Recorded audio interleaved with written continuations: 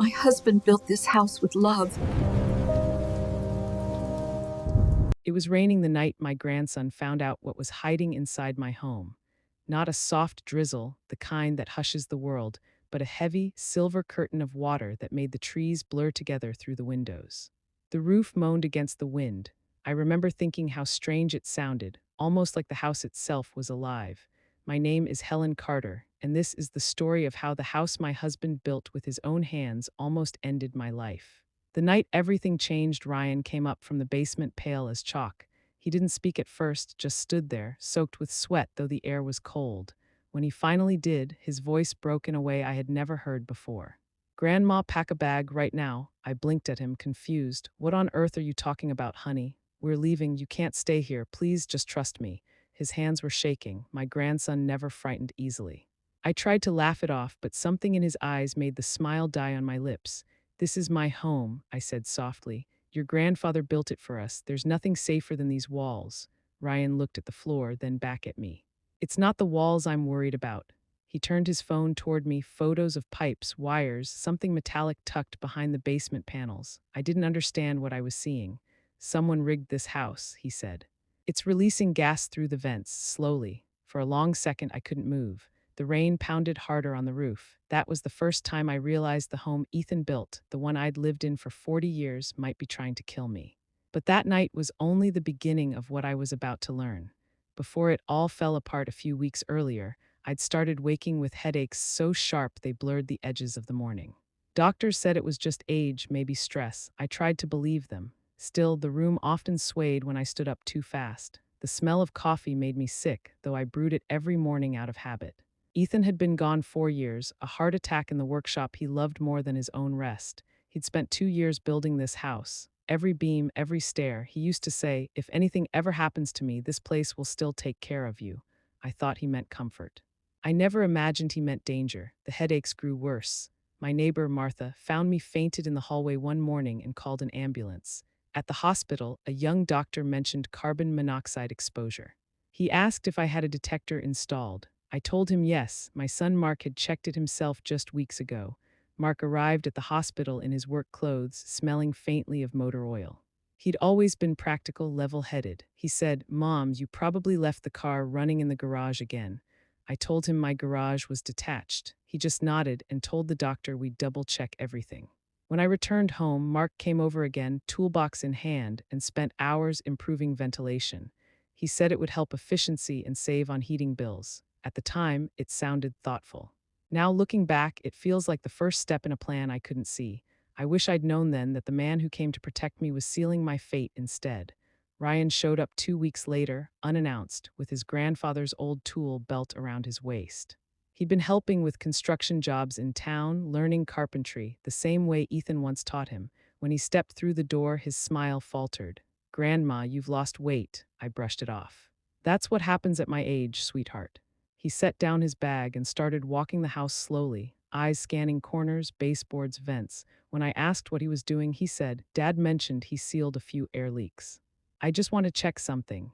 He climbed onto a chair, unscrewed one of the metal grates, and froze. The space behind was completely blocked off, layers of fresh drywall sealing the vent shut.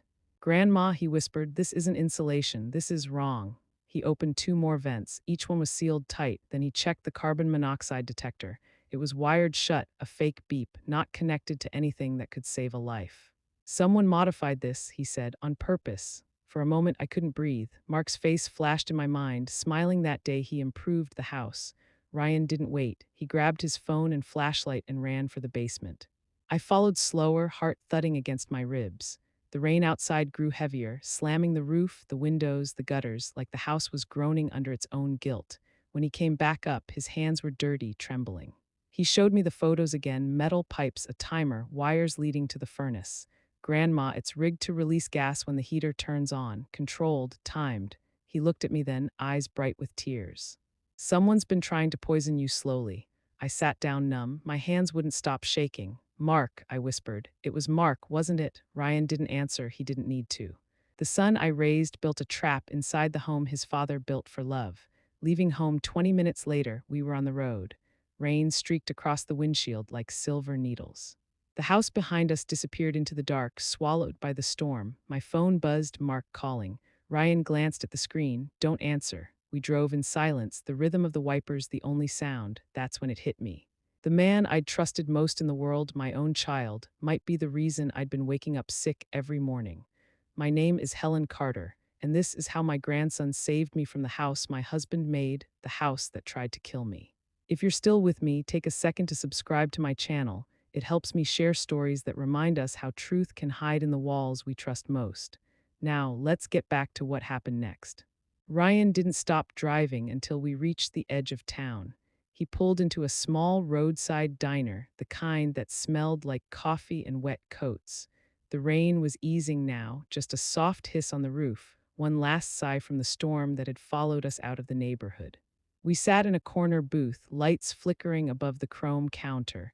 Ryan's hands wouldn't stay still. He kept scrolling through the photos on his phone, the pipes, the wiring, the timer.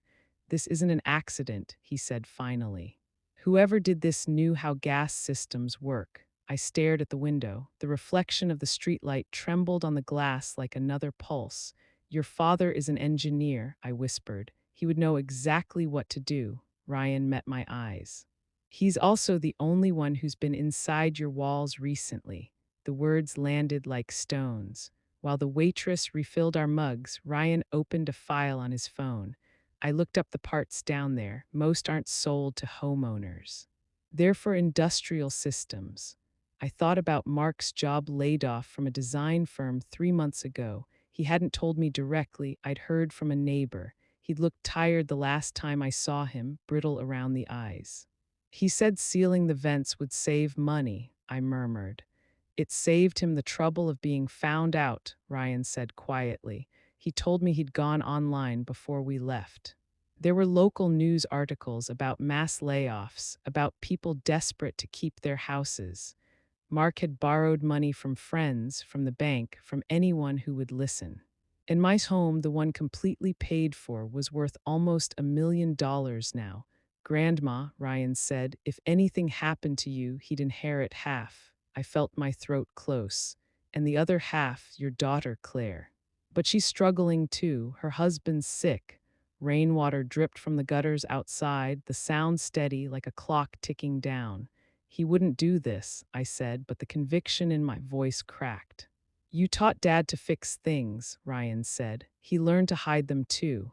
And that was when I realized the blueprints of love could become blueprints of harm when desperation fills the gaps. We left the diner after midnight. The rain had stopped, but puddles glimmered under the street lamps. Ryan found a small roadside motel and paid in cash. Inside, the air smelled of lemon cleaner and old carpet. He made me lock the door twice and chain it. I sat on the edge of the bed while he uploaded his photos to online storage. If something happens to me, he said, the files will still be there. I didn't sleep. I watched him doze off in the chair, head bent forward, phone still in his hand. Every creak in the hallway sounded like a footstep I knew too well. By dawn, the gray light had returned. I made up my mind to end it, to stop running and face the truth. I thought daylight would make me feel safe. I was wrong. Confrontation later that morning, Ryan said he needed one last piece of proof, the notebook I'd kept of my dizzy spells and headaches.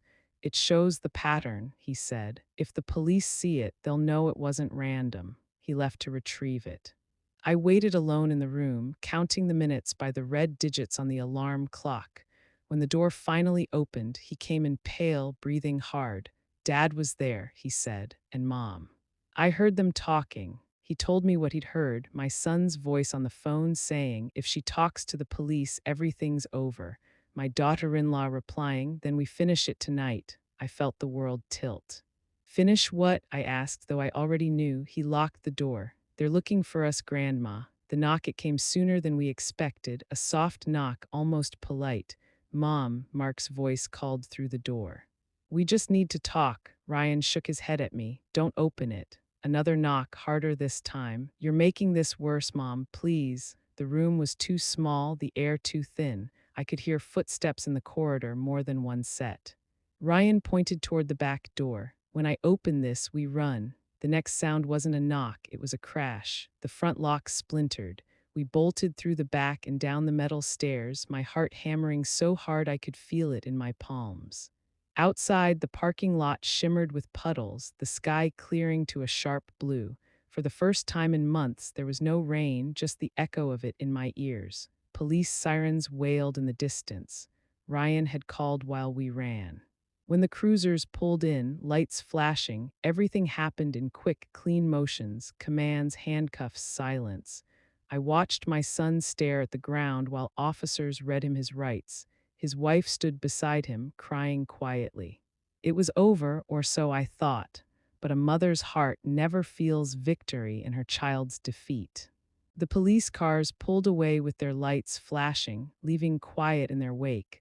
The motel sign flickered. I sat on the curb with a blanket over my shoulders while Ryan spoke to a detective. When he came back, his voice was steadier. "They're going to check the house, Grandma. Everything Dad touched." I nodded, staring at the rainwater shining on the pavement. "It wasn't supposed to end like this," I whispered. "No," he said, "but you're alive." "That's what matters." The detective, a calm woman named Detective Ross, took our statements at the station. She listened carefully, asked clear questions, and thanked Ryan for saving what evidence he could. "You both did the right thing," she said. "It's going to take time, but the truth will hold." She was right. The truth has its own gravity. It always surfaces, even through concrete and lies. Weeks passed. Investigators found the modifications in the basement, altered wiring, blocked vents, a timer tied into the furnace system. There was no more doubt. The story reached the local news, though names were never broadcast.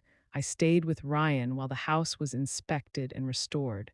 The first night away, I didn't sleep. The silence of safety felt too strange. Every shadow reminded me of home, the one Ethan built, the one that turned against me. Ryan started rebuilding what could be saved. He removed the damaged panels, scrubbed soot from the vents, and let sunlight back into the rooms. When he worked, I saw his grandfather in him, the same patience, the same quiet care for every nail and joint. One evening, rain began again, gentle this time. It tapped the windows like a memory rather than a warning. Ryan was in the kitchen, adjusting the level on a cabinet door. I stood watching him, feeling something new for the first time in months, peace, fragile but real. Sometimes the same rain that once drowned you becomes the sound that lulls you back to life after the investigation closed. I sold the house. I thought it would break me, but it didn't. The young couple who bought it wanted to raise their children there. They'd never know the whole story, only that the place had been rebuilt with care. That was enough. Ryan installed a few of Ethan's old cabinets in my new apartment. He sanded and polished them until they glowed like they did decades ago. "Grandpa said good work should outlast bad memories," he told me. We shared dinner in the soft light from the kitchen window. The air smelled of wood dust and fresh varnish. I realized I could finally breathe without fear. The house that once tried to kill me had given me back something stronger, the will to start over. The ending I chose life became smaller but truer. I planted herbs on my balcony, joined a reading club, and let myself laugh again. Ryan visited every week. Sometimes we talked about Ethan, sometimes we didn't. I keep one photograph on the wall, Ethan standing in front of the house, hammer in hand, smiling. I look at it often and I whisper, "You built those walls to keep love in." Somehow that love still found its way out. Because in the end, that's what survived. Not the boards or the beams, but the hands that built, the hearts that protected. I touched the cabinet doors, smooth beneath my fingertips, and listened to the rain easing against the glass. "Thank you, Ethan," I say. "Your house tried to kill me, but your love saved me." Some things break, some things betray, but the things built from love, those endure.